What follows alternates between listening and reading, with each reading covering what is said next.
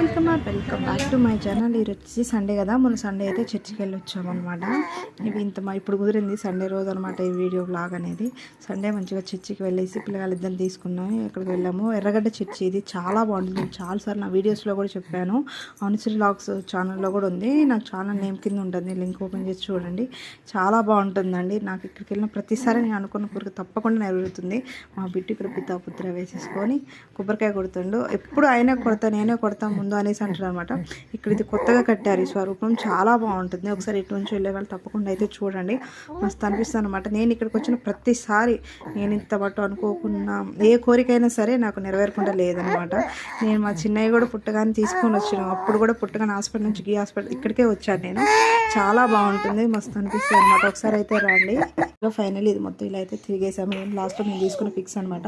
మా వీడియో కనుక నచ్చితే like and share and subscribe to my channel, watching my videos.